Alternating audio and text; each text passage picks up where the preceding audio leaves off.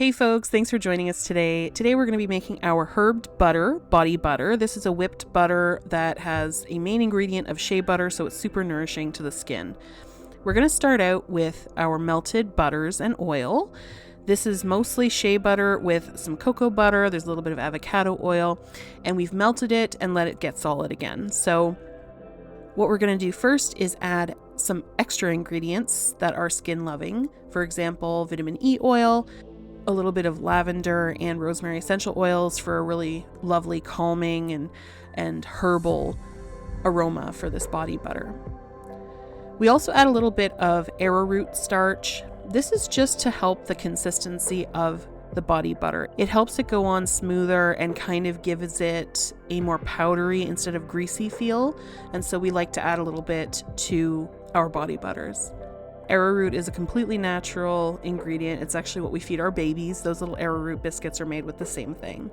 So we'll give that a little mix. You can see right now it's quite yellow still because there's quite a bit of shea and cocoa butter and so on, giving it kind of a yellow hue.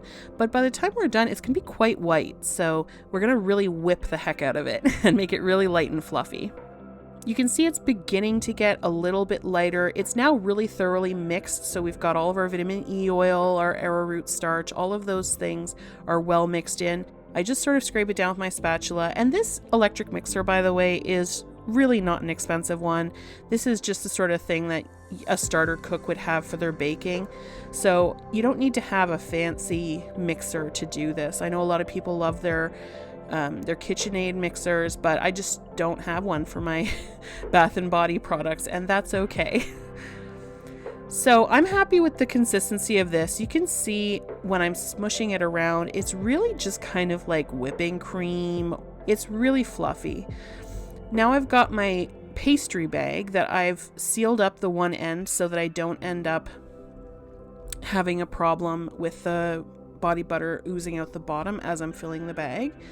Then I'm going to try to get as much of the body butter as possible in the bag, and I actually managed to get all of it in. So it's easier you can drape it over a tall cup like this, or if you have quite a bit of body butter like what we're doing today, it sometimes is easier to just do it in your hand, and that's what I ended up doing.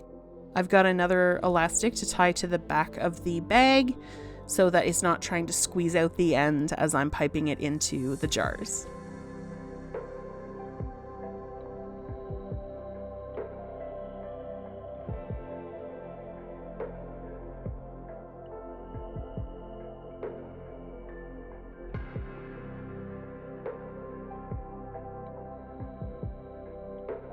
Now that I've got all my body butter in my piping bag, I'm going to clear some space so that I have lots of room to work, and I'm going to use my handy scale to make sure I'm putting the right amount into each jar.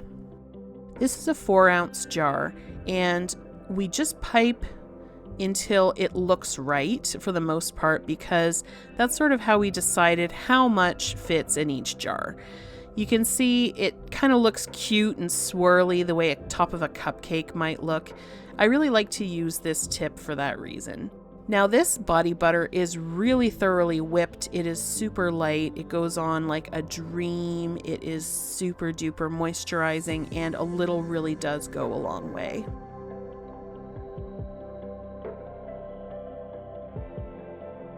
Now this is a 2-ounce jar.